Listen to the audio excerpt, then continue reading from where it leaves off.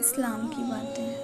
آپ صلی اللہ علیہ وسلم نے فرمایا کہ اسلام کی بنیاد 5 چیزوں پر رکھی گئی ہے اور ایمان کا تعلق قول اور فعل پر 2 سے ہے، اور وہ بڑھتا ہے اور گھٹتا ہے جیسا کہ اللہ تعالیٰ نے فرمایا، تاکہ ان کے پہلے ایمان کے ساتھ ایمان میں اور زیادتی ہو۔ سورۃ الفتح۔ اور فرمایا کہ ہم نے ان کو ہدایت میں اور زیادہ بڑھا دیا۔ سورۃ القاف آیت نمبر 13۔ اور فرمایا کہ جو لوگ سیدھی راہ پر ہیں ان کو اللہ اور ہدایت دیتا ہے۔ سورۃ مریم۔ اور فرمایا کہ جو لوگ ہدایت پر ہیں اللہ نے اور زیادہ ہدایت دی اور ان کو پرہیزگار عطا فرمائی۔ سورۃ محمد۔ اور فرمایا کہ جو لوگ ایماندار ہیں ان کا ایمان اور زیادہ ہوا۔ سورۃ المدثر۔ اور فرمایا کہ اس سورت نے تم میں سے کس کا ایمان بڑھا دیا۔ فی الواقعہ جو لوگ ایمان لائے ہیں ان کا ایمان اور زیادہ ہو گیا۔ اور فرمایا کہ منافقوں نے مومنوں سے کہا کہ تمہاری بربادی کے لیے لوگ بکثرت جمع ہو رہے ہیں، ان کا خوف کرو۔ بس یہ بات سن کر ایمان والوں کا ایمان اور بڑھ گیا اور ان کے منہ سے پہلے نکلا حسبنا اللہ و نعم الوکیل۔ سورۃ آل عمران۔ اور فرمایا کہ ان کا اور کچھ نہیں بڑھا، ہاں ایمان اور اطاعت کا شیوہ ضرور بڑھ گیا۔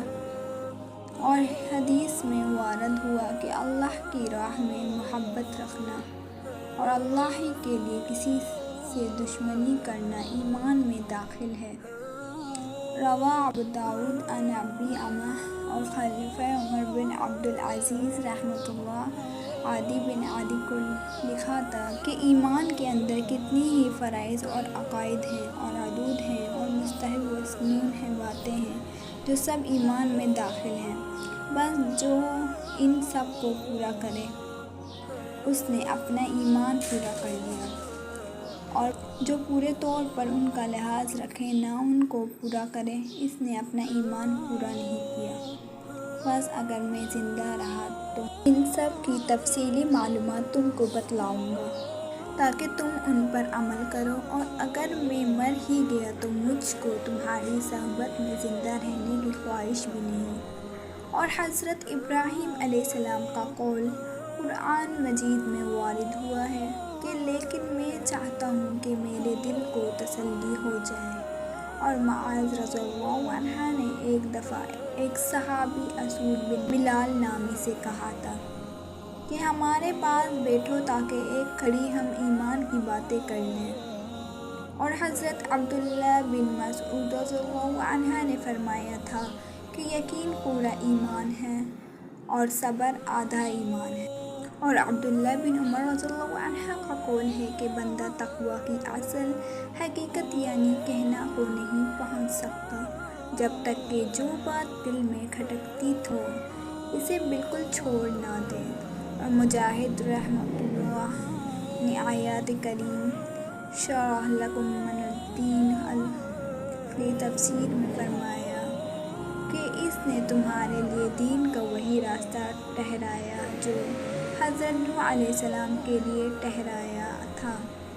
اس کا مطلب یہ ہے کہ اے محمد، ہم نے تم کو اور نوح کو ایک ہی دین کے لیے وصیت کی ہے۔